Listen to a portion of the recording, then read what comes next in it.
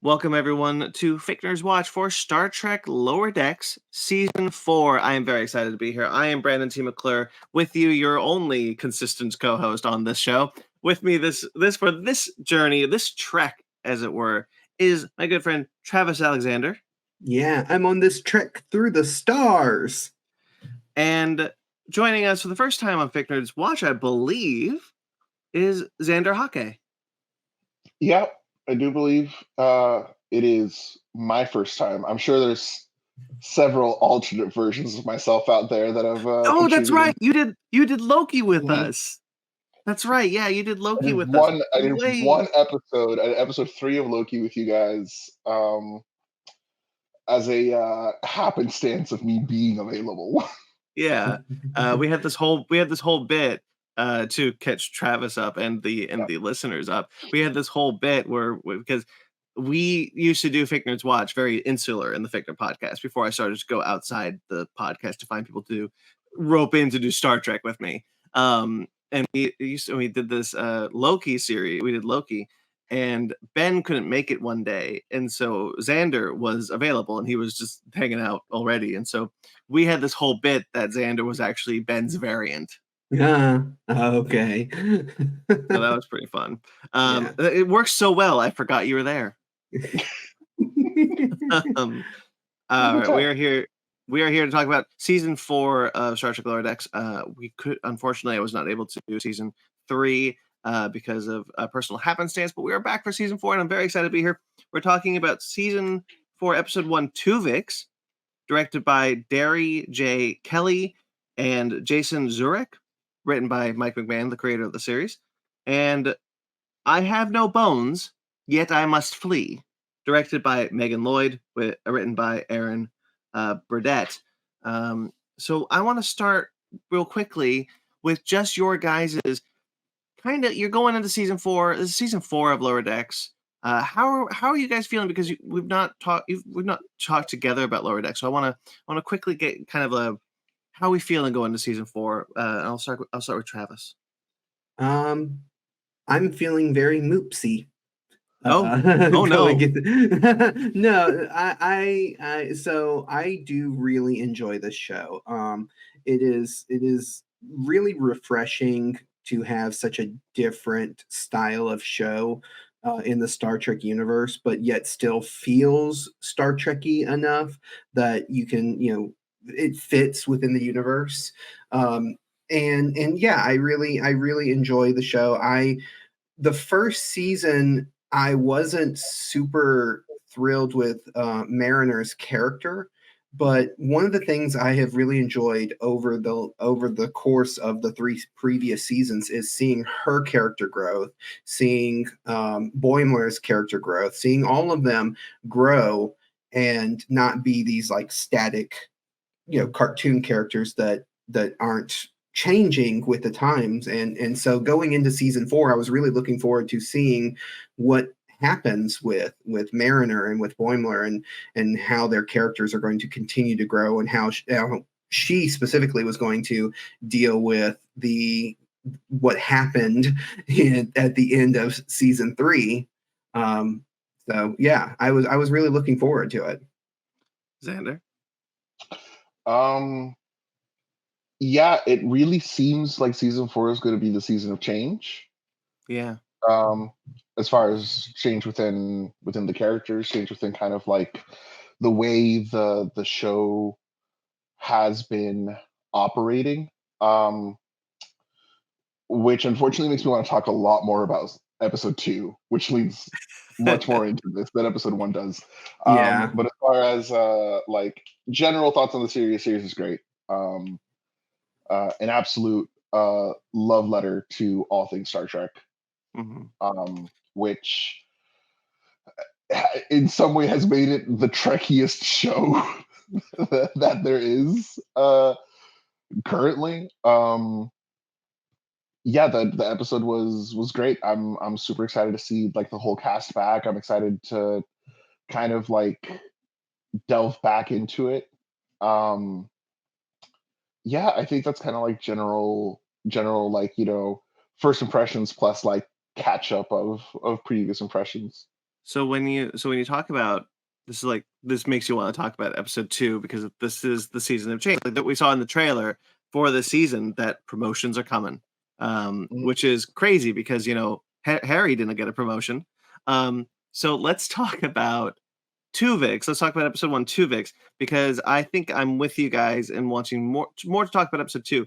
So we'll spend some time on Twovix, but I think we won't spend a lot of time on it because Twovix is a great episode, but it is mostly a reference heavy episode with very little Mhm.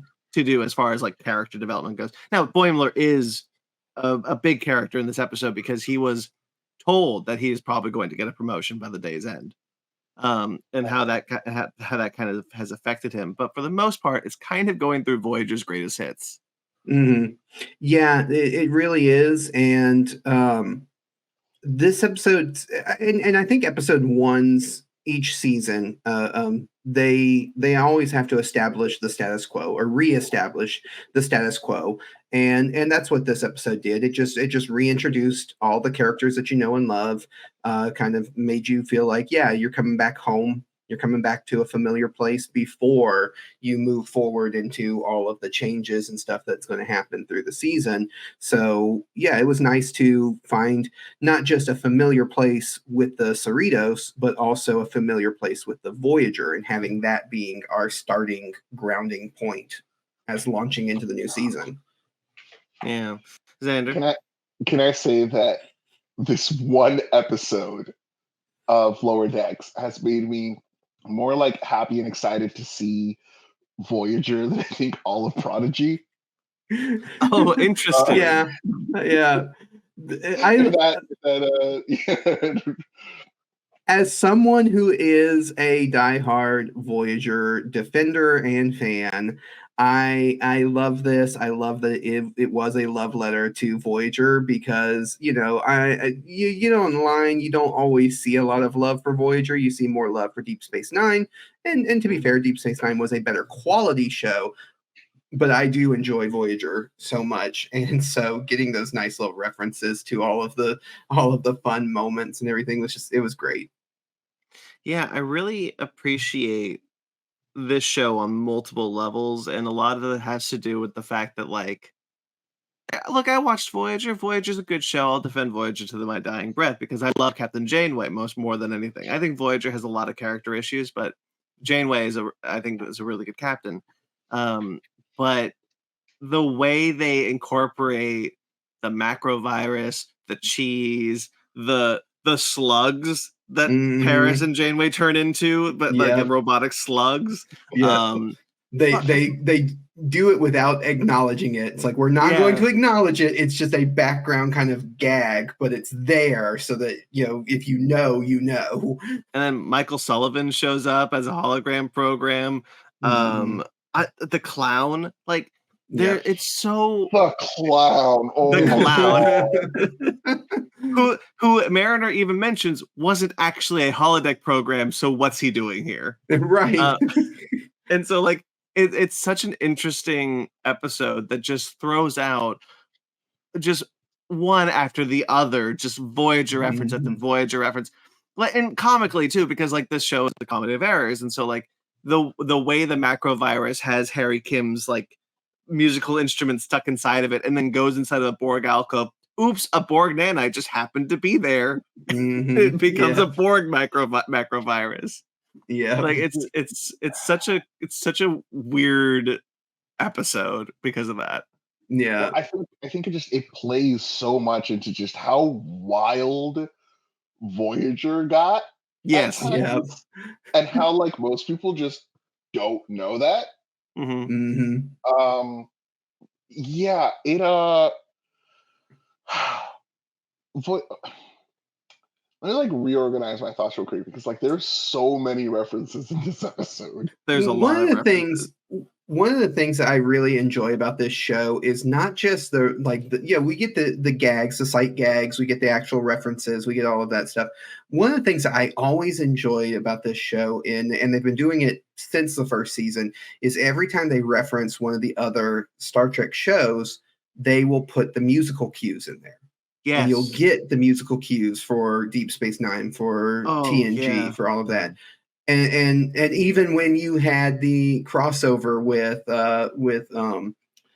Strange New Worlds, the way that they incorporated, like they blended the two themes together, was a lot of fun. So I love how they play with the musical cues. So it was really great to hear the Voyager intro music again after all these years.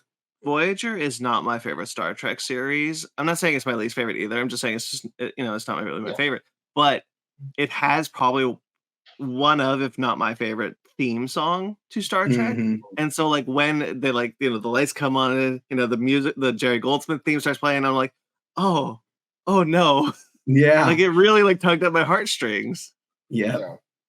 That actually, Travis brings up an interesting point here.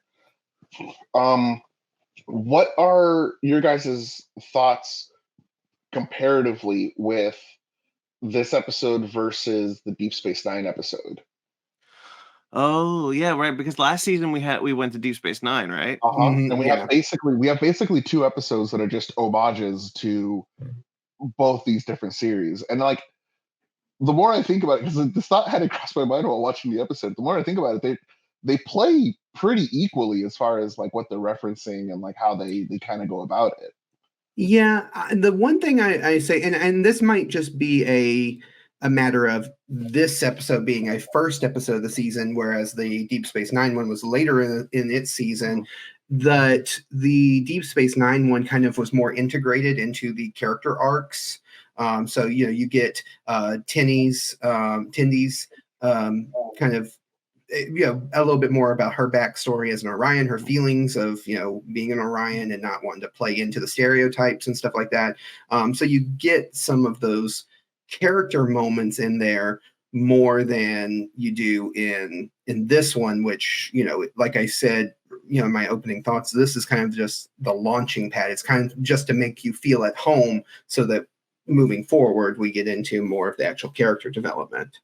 Yeah, I think I kind of feel the same way. I think what helps the Deep Space Nine episode a lot for me is that Quark and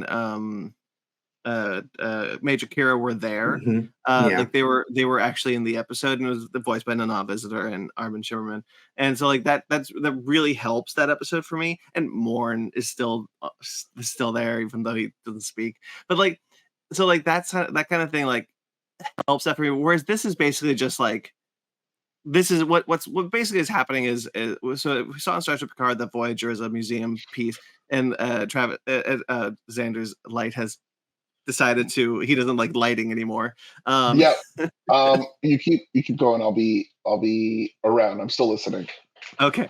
And so what this was basically like, this was Voyager is now a museum piece. It's going to a museum. It's going to be before it goes into orbit, it's going to be it's going to be on Earth.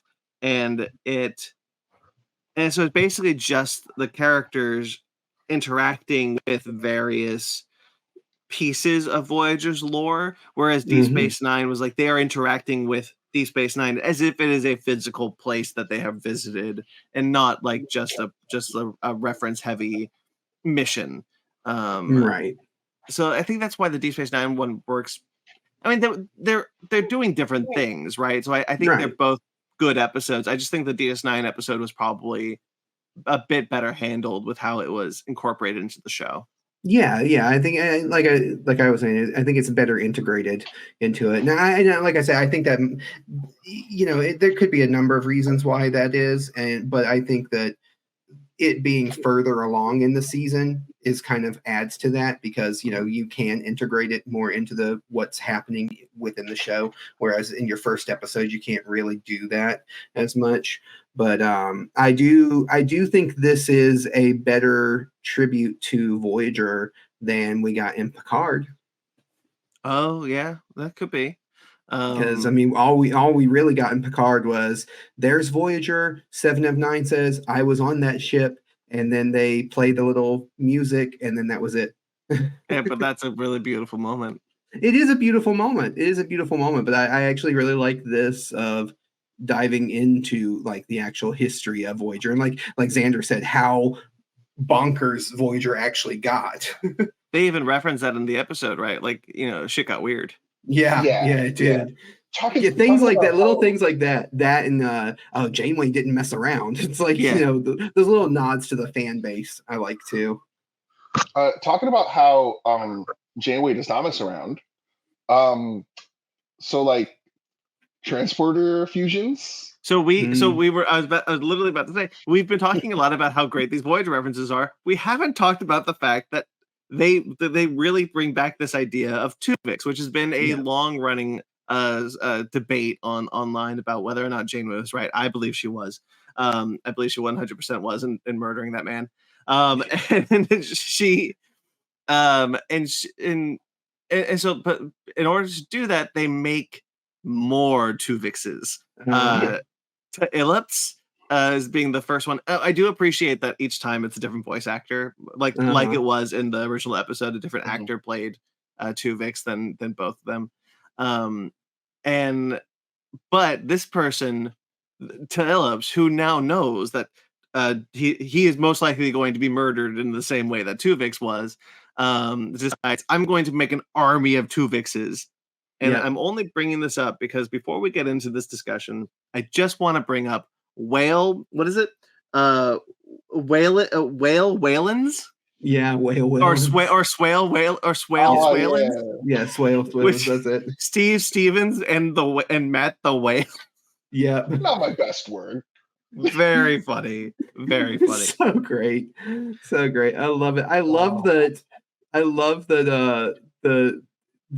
When you get the Doctor and Phillips combined, and it's just like immediately they just go madly insane and want to take over everything. It's like, yeah, no, that makes sense. I also like when Shax goes, so how much do you remember? And you just see like the light of God like shines in this man's eyes, like, oh man.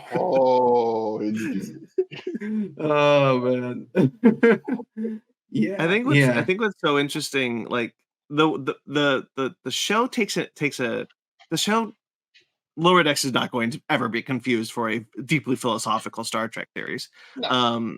And so their workaround for it is to be like, yeah, Janeway murdered Twovix. They don't take a stance on whether or not that was right or not. That's just what happened. Twovix was a person. He was murdered. And then he was like, he begged her to live. And which is when we get the line where Captain Janeway didn't mess around. Right. I do appreciate that. Like there is Tendi and T'Lyn trying to kind of find a way, like, do we want to address this in any sort of meaningful philosophical way? And even Shax has a moment where, like, do you think Dr. T'Ana will be okay? Because he does like her. They have a long running relationship as established before. So we are kind of knocking at the door of this really interesting philosophical debate. But what I think is so smart about it is that in true Lower Decks fashion, they're not trivializing it. They are making fun of it in a way that it is deeply ridiculous, in the way that Voyager is just how that kind of show.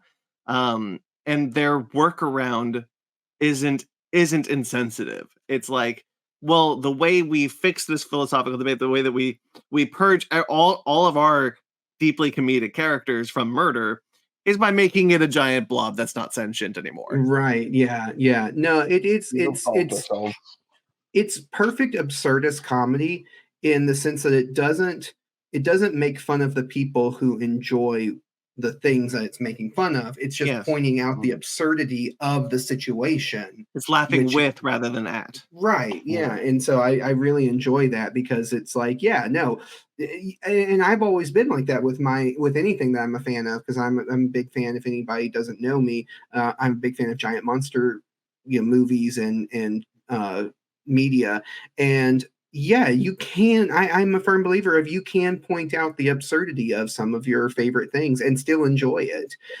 And that's what's happening here. And it's like, and I love that the Vulcan science officer is like, so you don't have a problem with this anymore? And it's like, yeah, well, now it's a big blob of non-sentient blob, so not as bothered by this.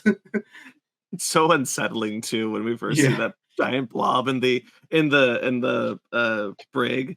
I Mhm. I really I do want to mention real quickly before we move too much off of this is Mhm. one of the good things about the show being animated is that you can recreate these sets in a way that's very that unrestricted to budget. Right. Because I think you run into that with you run into that with even Star Trek Strange New Worlds and Star Trek Picard, which have much larger budgets than previous shows did. But Star Trek Strange New Worlds, especially, I was saying in the past, if anybody saw some of the early Fake Nerds watches, I was saying that they need a new quarter set because they keep using the Mm, same quarter set for everything, and it's starting to Mhm. become disastrously noticeable. Mhm. And so like I keep trying to be like, you need to build that next set, but because budget, they can't. And so when you go to a ship that is as recognizable as Voyager, you want to see the mess hall, you want to see the cellular cartography, you want to see all these things. And because it's animated, you can just make it in the computer. And I'm not Mhm. trivializing with the work that went into it, but it is a lot easier without the budget constraints, which is nice Right. that we get this reference in an animated feature. Yeah, there's a podcast that I think Brandon, you and I both listen to. I don't know if Xander listens to, but the Weekly Planet. Mhm. And on there, one of the hosts talks about how, because they were talking about how Saw, like the new Saw movie, is going back to the original Saw movie, and so they're having to recreate that one room that the original Saw movie The mostly took bathroom. place in. Yeah, that one bathroom, mhm. and how much money they're having to spend to recreate it down to the very last detail. Whereas at the time that they made the movie, the original movie, it was just they just used whatever they had. And it's like, yeah, that's what they do when they have to recreate a set that's as iconic or is as well known. They have to spend even more time, even more money recreating that than what they did Right. originally building it. Look what Picard So, did with the Enterprise D, right? yeah, How much yeah. money went into recreating the Enterprise D in Star Trek Picard as iconic as that ship is Hmm. to like it was made with like $2 and a piece of tape in the 80s, Right. and here it's like billions of dollars went into like most of the budget went into recreating the everything with the slanted wood and Hmm. everything, like all the shit that was done by accident had to be recreated particular with all this particulars. But when it's animated, a lot easier to Yeah, a lot easier, to and do you it. can take shortcuts, because Yeah. in animation you're allowed certain shortcuts because the viewer will fill in a lot of gaps and stuff. So I like that they can do that. Yeah, yeah, totally agree with you, Brandon. There's one sad thing about going back to Voyager. Majel Barrett is not the voice of the computer. Mm, That is a bummer. yeah, Unfortunately, she has passed away and is incapable of right. recording new Yeah. lines, but it is a bummer. Yeah, Right. yeah. Um, it's nice to Yeah. see. Oh, It's nice to see. Go ahead, Xander. sorry. No, I just remember when we were talking about big uh blob Twovix. Yeah, Yeah, it's really, really just like a monstrosity the more you think about it. You're just it's like, the don't Hmm. think worst. about it too hard. Just Yeah. don't. Um, I have to say I'm so happy that like um Tendi and Tallinn are like still doing things together in this season. Hmm. Hmm. And that it wasn't something that like they set up season 3 and now she's just in the background and sometimes you see them together. It's like, oh Hmm. cool, this is a mainstay now. She's Yeah, just here. Hmm. Um, which is great. She's such a fun addition to the cast. I agree. Um, One of the things that I think is really interesting about Star Trek Lower Decks is that they're not afraid to actually move the show forward. mhm, Hmm. This was something like even like Star Trek shows all television shows like very rarely push their characters forward in any meaningful way, especially if you were episodic. You always had to start at one because like what if this is someone's first episode? It was always the Right. idea of like, if this is your first episode, you go in. But Lower Decks is interesting in the case that like, we even see it at the end of this episode with the promotions. Like, I didn't think the promotions were going to happen. I thought there was going to be something like, well, next time maybe. But like Talin being a new addition, like if you watch the show starting here, then you would think that Talin is a mainstay of the cast. She's been there forever. And then the promotions now, they're no longer Lower Decks. And even they try to justify the name of the show in the episode, but they're not Lower Decks anymore. Like they are lieutenants now. Lieutenant's figure grade. They're the lower decks of the command. Right. Yeah. No, it was super, super fun to kind of see all that. The show has set me up, and I think it's set itself up expectation wise.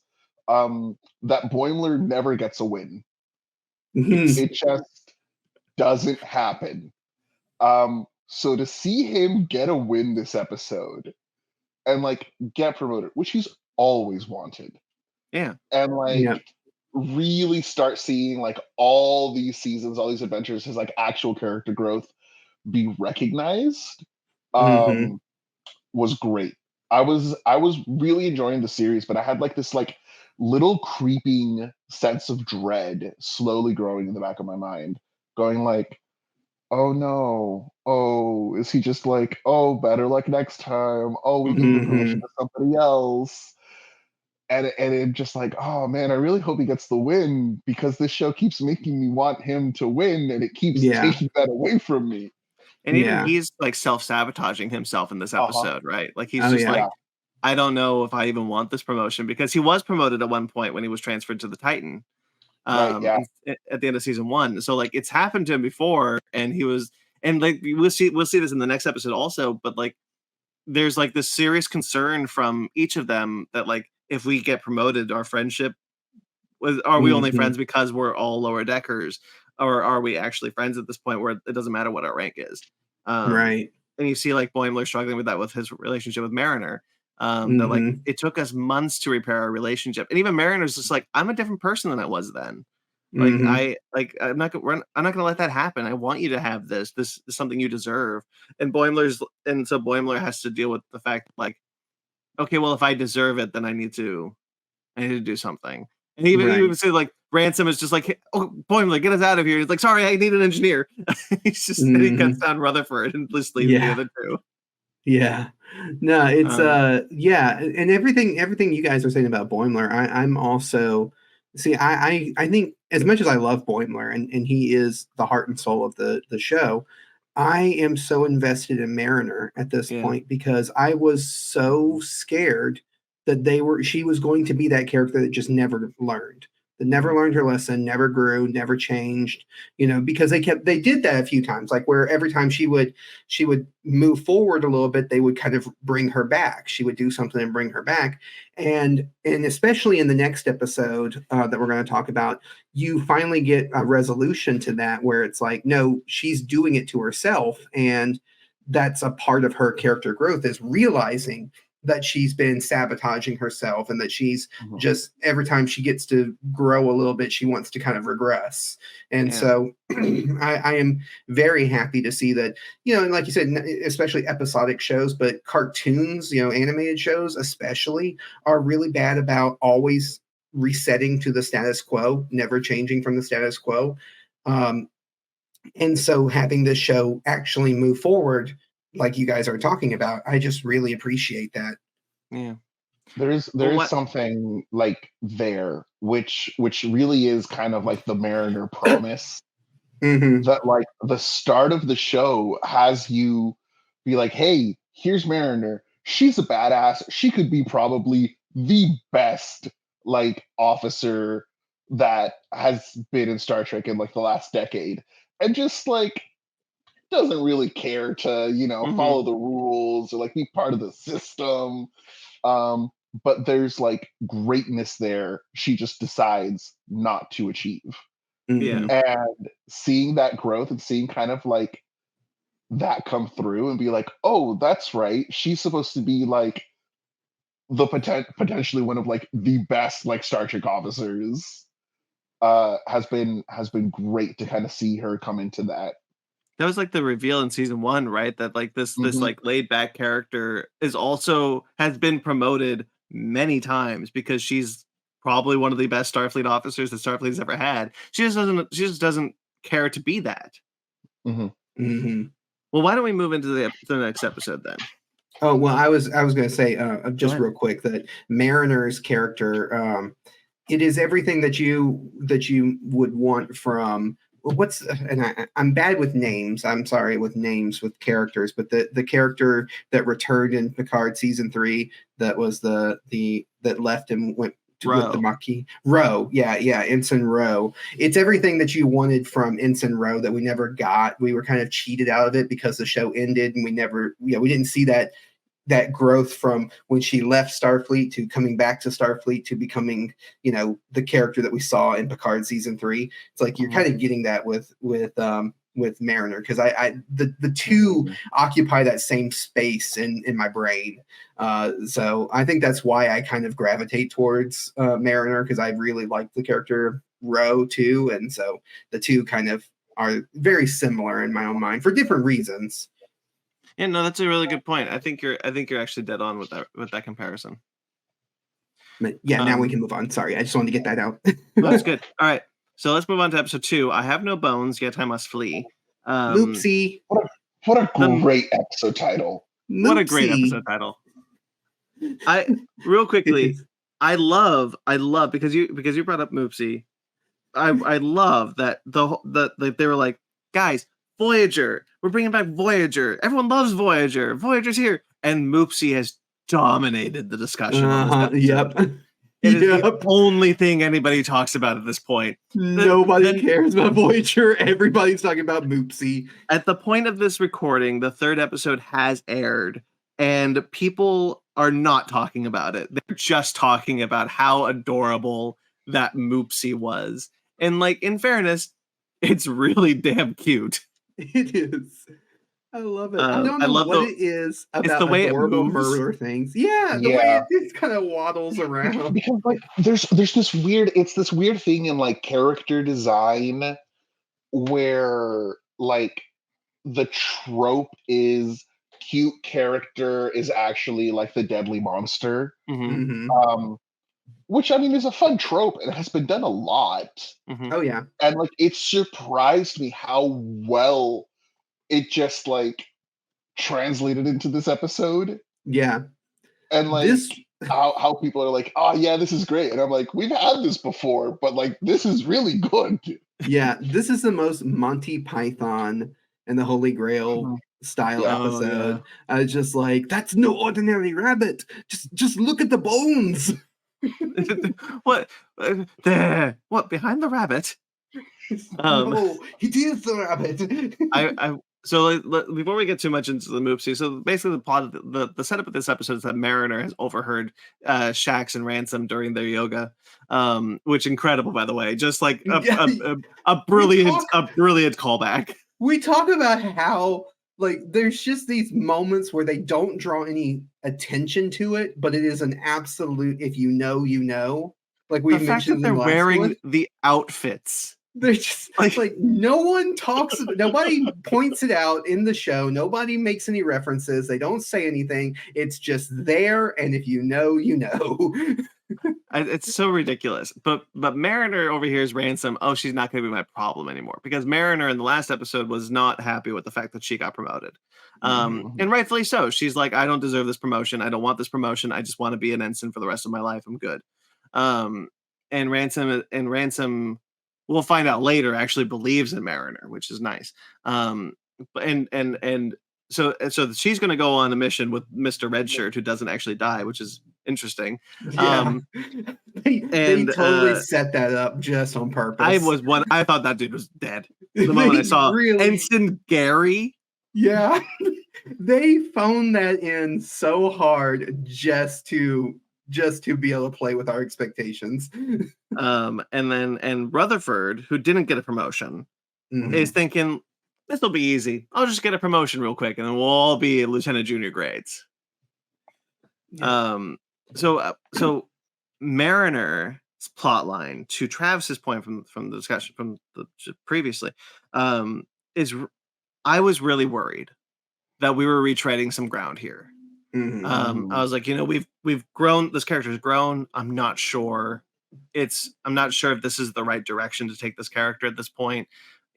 But the way they do this, the way that this is like the final nail on her self-sabotage nature, right? This is how she's like, she's pushing Ransom to give her a demotion, and that's what Ransom knows is happening, because he's realized this is her pattern, that you want to prove yourself right so badly that you will self-sabotage, and I'm not going to let you do that, because I believe in you and I think you can be a great officer.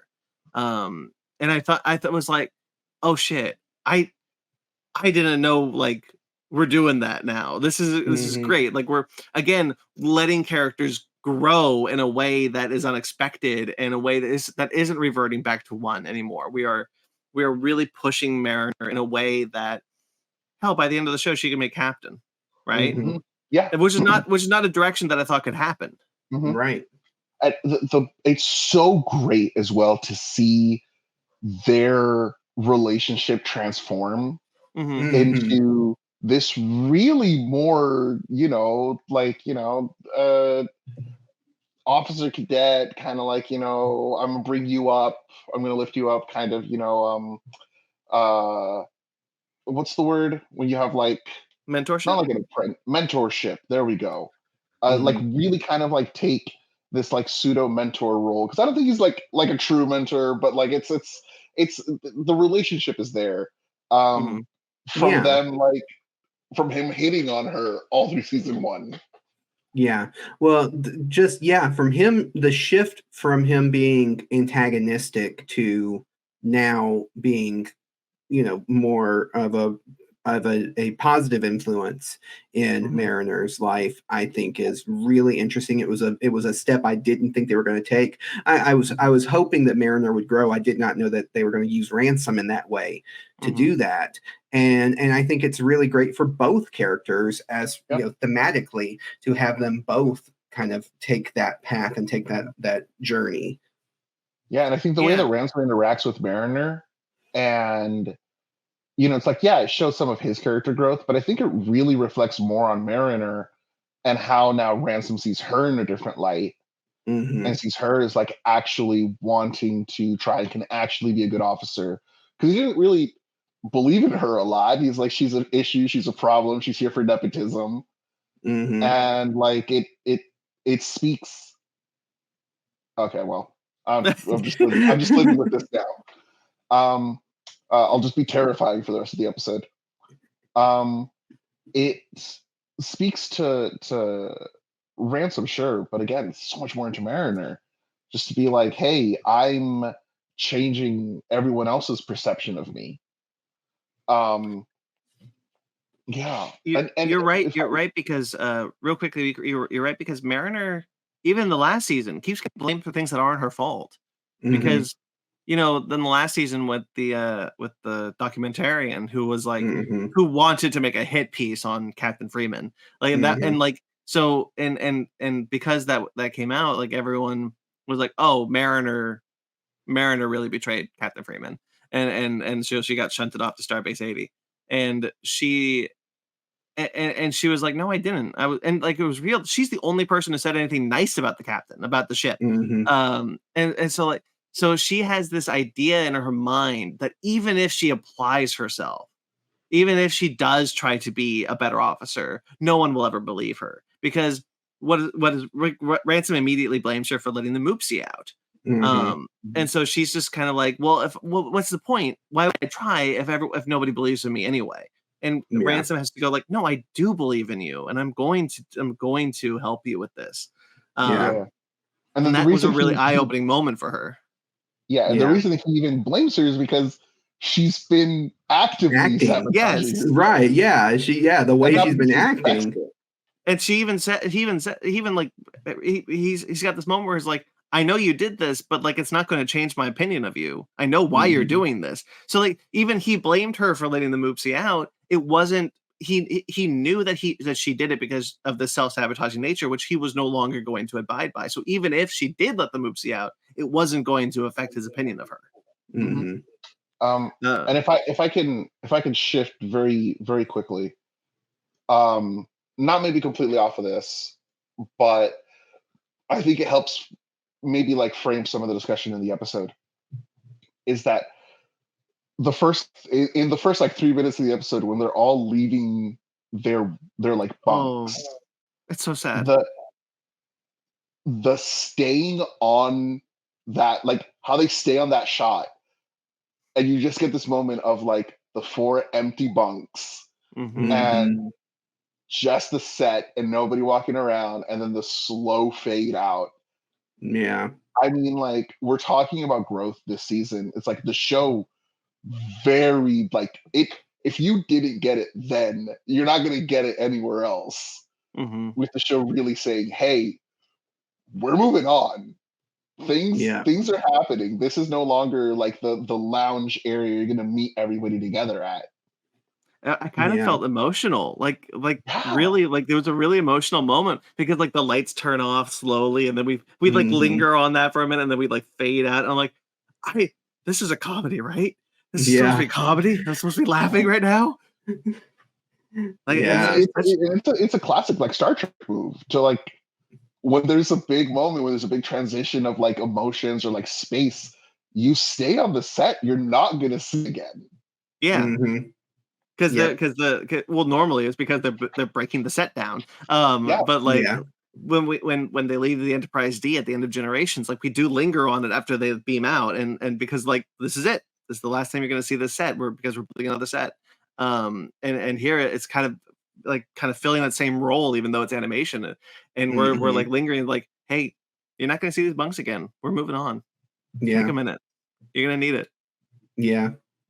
But I love that not immediately, but by the end of this episode, Boimler and all of them, they do feel like they've found a new home in their new bunks and everything. Speaking of Xander saying Boimler, never getting a win. That poor kid. Oh my god, that's his own fault. Because that's fair. It is his own fault. Like even me, I'm like, there has to be a way to turn down the like we have blinds in our time. Why can't you just put something like that up? My whole thing, the first room he goes into, I mean, first of all, I'm laughing because I hadn't thought about rooms being right next to that giant glowing section. Yeah. But it's like, dude, even if you were to like put down like blast shields and it was like completely dark in there, that's still workable. Yeah.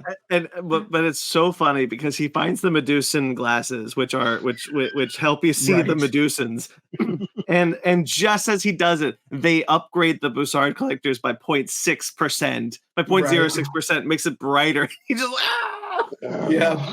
it's so good. But you know what it is? It's because we're from the 21st century where living, and having a decent place to live is not a automatic thing like it might be in the 24th century.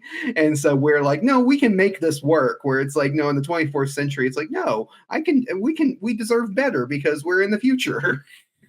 It's just so. And then but real quickly, I really like Shaxx helping him move and calling him Baby Bear. Cute. But like, again, this is kind of like stretching the logic of Star Trek, because like, I don't think you should be able to hear what's happening in the holodeck in the next room. No. But it is very funny and very Boimler's luck.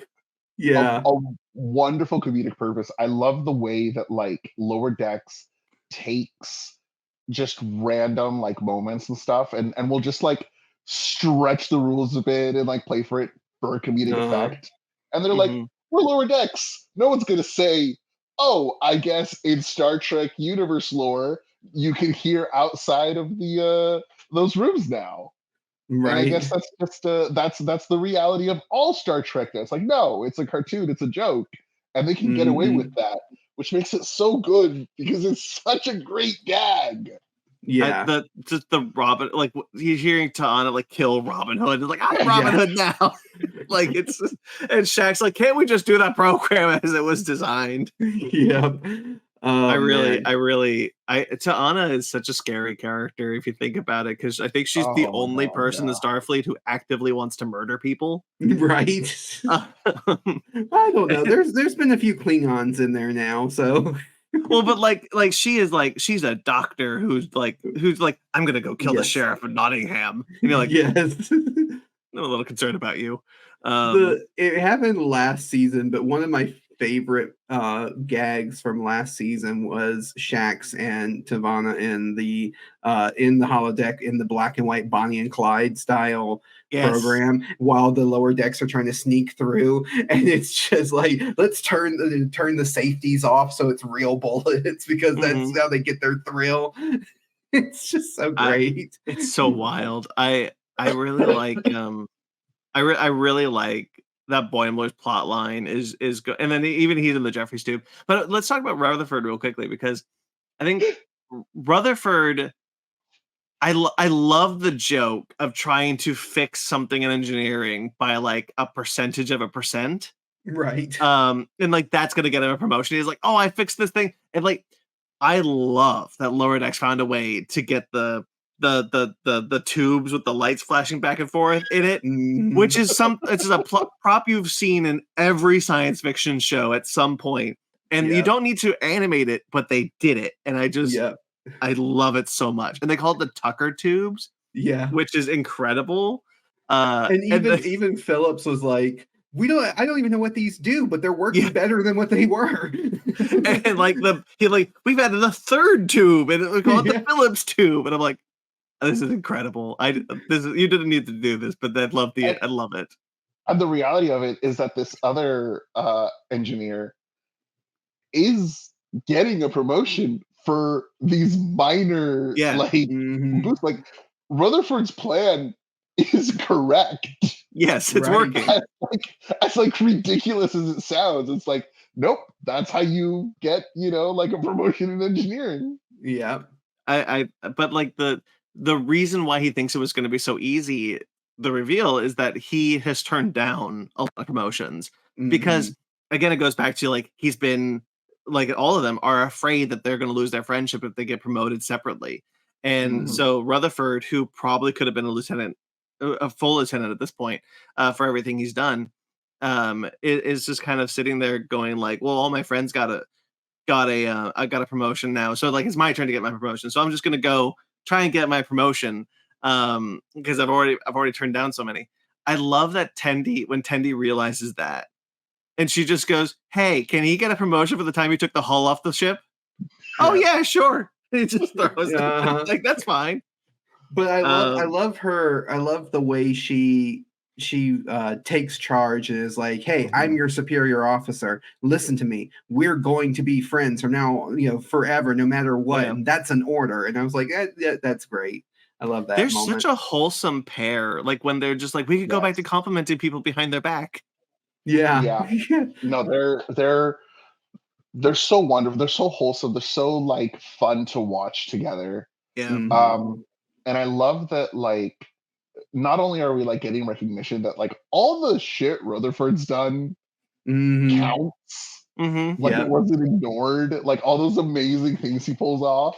Yep. Um, and I mean like we focused a lot in this episode on like Mariner kind of like stepping into that like role that she obviously can handle. Yeah. Um, but I mean that is for every character as well. Mhm. Like we're really seeing all of them get into and grow into like their positions and show that like they're Mhm. super competent and like good at their jobs. And it's like, oh, most of these characters, if not I think all of them, have just been getting in their own way. Yeah, no, Yeah. that's for real. Especially, it's like you look at Mariner and Boimler, who are are our main characters for all intents and Yeah. purposes. Mhm. Like Boimler has chronically bad luck, and Mariner is self-sabotaging. But like when you even see this in like the Strange New Worlds crossover, right? Like when Boimler has screwed up that mission, he's just like, you know what? I'm gonna fix this. Like I'm done trying to dance around the timeline and whatnot. Like when when it comes time to like be serious and be Starfleet, they step up every single time. And finally to have that acknowledged, and we're not dealing with the fact that, you know, I made the joke about Harry Kim not getting promoted in the entire 7 seasons of Voyager, even though Tom Paris got 2 promotions. And so like you see that finally being acknowledged within the show itself, of like, these characters aren't bumbling idiots. They are, for all intents and purposes, the exact same Starfleet officers that you've been following for decades. And it's time that we acknowledge that, and it's time we move that forward. Yeah. No, yeah. Like, I like that they are, like you said, they're being portrayed as competent Star Trek officers, as you know, these Starfleet officers, just like any other Star Trek show. So the absurdity doesn't come from their stupidity, like a lot of shows rely on, especially your more adult oriented animated shows will rely on the stupidity of the main characters to make that's the joke. It's like, no, these characters aren't idiots. They are competent. They know what they're doing. It's just, I love it. It's just pointing out the absurdity of the universe that they're in. And that's what's fun. That is what's fun about this show. Yeah, again, it goes back to they're laughing with you, not at you. Yeah. Yes. Which is really, like, I think the big encapsulating thing of Lower Decks, and why it's so good, because it does satirize a lot of Star Trek. It does, like, poke fun and, like, do all this, but like it respects it so much that, like, these characters, when they need to be Starfleet officers, are now just Starfleet officers. Yeah. And they just do the thing. Yeah. And you have all these situations that are fun. You have Boimler not being able to find a room, which is hilarious. You have Mariner, sure, like, sabotaging herself, but like coming around and being like, oh, I can just do this. Yeah. All the Rutherford hijinks, which is just like a loop around to how competent he is. Yeah. I mean, Rutherford has literally performed miracles. Like, he should have gotten promoted for the mission he went on with Shax when Shax died. Right. Like, alone, that should have given him a promotion, but he probably turned it down because he probably turned it down. Yeah. So like Rutherford, and like even get like when Boimler found like, oh, I'll room with Rutherford, that way we'll get better quarters, and like he immediately like regrets it because Rutherford's like, oh, I'm going to stay up all night and do all these projects. And I really appreciate how wholesome a dent in a bunk had become at that point, because like he hits his head on the headboard, and he's just like, oh, you know what, this is okay.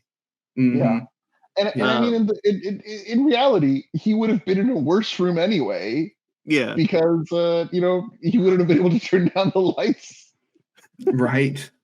Another thing this episode does that I think is really smart is there's just a quick interaction between Tendi and Boimler as they're leaving the bunk.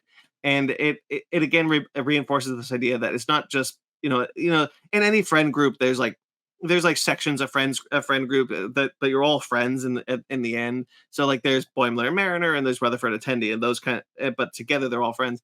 But there's a small little conversation between Boimler and Tendi that really helps you. That really reminds you, like, oh right, they're also friends. Like it's not like they're friends they're friends just because they're in the bunks together. They are in fact friends, and because there's a thing where like Tendi makes fun of Boimler because of he keeps hitting his head on the headboard, and I just thought that was a sweet little moment. Yeah. All around, just really great episodes.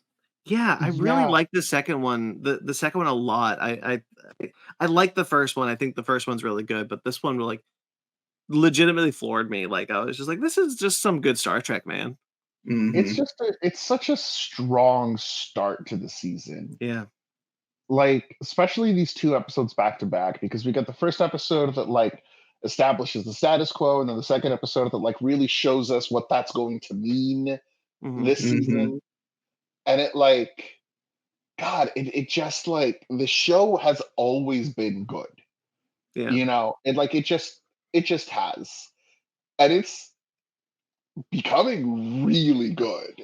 Yeah. Like the longer it goes, the more it's like really growing into like this thing. And sure, you know, like animation can be expensive. Agreed. Mhm. But you're not worrying about like cast, you know, like commitments because you could still like do and record voices while doing other things. Mhm. You don't have to worry about like, you know, casts aging out or, you know, all these other kind of things. It's just like this show really could just keep going for as long as it needs to go. Yeah. Which is not something I'm like expecting of a lot of like new Star Trek shows. I think You the know, I mean, like, goal. I would imagine the goal is 7 seasons. yeah, I would be happy with I would be happy with 6 seasons and a movie. But it's one of those things where it's like I was happy with a show that was just going to be a fun Star Trek spoof that was going to be like akin to the Orville. That was going to Yes. be kind of just this like fun little thing with maybe a few, you know, cool episodes. And that's that. But much like the Orville, it's started to take itself more seriously. It started to really move into stuff. Yeah. And I think this season is really showing us that like they have a plan for these characters. Mhm. There is a goal that these characters are working towards and trying to reach, and it's not just this fun cycle thing, which is Yeah. so nice to see. Because while I love the episodic nature of Star Trek, I think the best arcs and the best series are the ones where you're working towards a goal. There is like a thing, a light at the end, whatever that is. Deep Space Yeah. Nine. Deep Space Nine. Yeah. And I think it's a refreshing take on adult oriented animation too, Yes, because you don't definitely. get that in a lot of adult. That's Mhm. why I tend to say the adult animated shows are more immature than some of the ones that are geared more towards kids, because the ones Yep. geared towards kids show character growth and character arcs and things like that, whereas the adult shows aren't doing that. It's like that's not maturity. Maturity is growth, and this I think is really just refreshing in that way. Yeah. So it's not just Rick and Morty in Star Trek. It's more. It's more than that. I think a lot of people look at the animation style and make that frankly false comparison that this is Rick and Yeah. Morty and Star Trek. And like I get it, and I know Mike McMahon came from Rick and Morty, but like there's so much more heart to this show. Like that, Yeah. it is So very more. much it is very much a Star Trek show. It's not trying to be Rick and Morty. It just so happens to be animated by the same people. So let me ask you this real quick. If you were trying to convince someone to watch this show, would this episode, the second one of the season, would this be an episode you would show to someone and be like, no, this is what Lower Decks is. This is what it's about. And then, see if that convinces them to go back and watch from the beginning. Yeah, I would say so. I would say like because I think the first episode would probably reinforce the idea that this is a reference heavy Star Trek series without any substance. But this one, I think you could really show somebody, and they may be a little bit lost because at this point we're 4 seasons in. But I think you could really like showcase probably the best of what the show is able to do, because there's references. We do get some references because of the menagerie. There's an adorable, cute little creature that is just the greatest thing in the world. And you really get a sense that there's something under the hood here. There's something that people aren't seeing if you're just looking from the outside in. And I think you get that from this episode, and that's why I think this episode is a stronger episode than at least the first one. Yes, that I agree with. I unfortunately disagree. I don't think this is the episode if you were bringing somebody in. Yeah. I think it just plays too much with knowing the characters and knowing like all the what a lot of these things mean. A lot of these gags are played. A lot of these like really deep, loving moments are done for characters you've known. Mhm. Funnily enough, even though we're not going to get into it because it's for next week, I think episode 3 is a better tie-in for somebody that wants to kind of see the show. I haven't seen episode 3 yet. I'm excited. Yeah, when you watch it, come back to me on that. Let me know, because I think episode 3 does a really good job of doing everything we're talking about right now and really kind of Yeah. shooting us into like what the season is. And I think it's a great kind of like, hey, come in, catch up, see what this is about. So we got to start. We do have to start wrapping up, I'm afraid. But I want to Yeah. ask before we get out of here. We haven't talked about we haven't talked about 2 scenes specifically in these episodes, which is the end scene with the Klingon bird of prey and the Romulan warbird in the first first scene of this episode being obliterated by something. What do we think that something is? I have my theory. Anyone got a theory? I'd like to hear your theory, because I'm think- still formulating. I think it's Jeffrey Combs' character from this season. The AI that's locked away in the Daystrom Institute. Yeah, I can see I that. think it's him and Peanut Hammer. That's what I was wondering, if it's somehow bringing Peanut Hamper back. Yeah, I think it's somehow related to them, or it will be related to them as the season goes on. You want to know the really funny thing about that? Yeah. I forgot it happened. Oh. I mean, it's blink and you miss it. I mean, real quickly, I just want to mention it's really nice to see that Warbird concept design finally come to fruition. That's really cool thing that the show does. But yeah, that's I mean, it is kind of, they are kind of forgotten scenes a little bit because they are so disconnected from the show at this point. But you have to imagine that they're going to become a more prominent moment. They're essentially post-credit scenes that, Yeah. All right. Shall we call it there? Sure. All right, guys. Well, thank you so much for joining me on this journey. And that'll do it for episodes 1 and 2. We'll be back for we'll definitely be back for episode 3. I don't know if I want to do episode 3 and 4 together, or if we just want to do episode 3 and then episode 4. But we'll see. We'll discuss what we do, and you'll see us then. So that's Star Trek Lower Decks season 4, episode 1 and 2. I hope you guys enjoyed that as much as we did. Of course, you can find plenty more Fake Nerds Watches stuff. It's a Star Trek Strange New Worlds. There's Star Trek Discovery had a season 4, I think around 4. Star Trek Picard season 3. There's so much. If you like Star Trek, there's so much Star Trek. There's a Star Trek book club series that my friend Travis and I and another friend of mine, Andy Palastides, are doing. You guys can check out some of that stuff. So I'm really trying to get some more Star Trek stuff going on this channel. I hope you guys enjoy it. There's other things, of course, if you want to check out fakenerdpodcast.com, go to the Fake Nerd Podcast family, go to the Fake Nerd Family tab, and all the shows that have been impacted by the strike, that have not been impacted by the strike, links to everything. It's all there, up to date. If you guys want to check out any shows, such as Basement Arcade, Fake Nerd Comic Book, Fake Nerd Book Club, Real Score, Animation Station, all of them are there.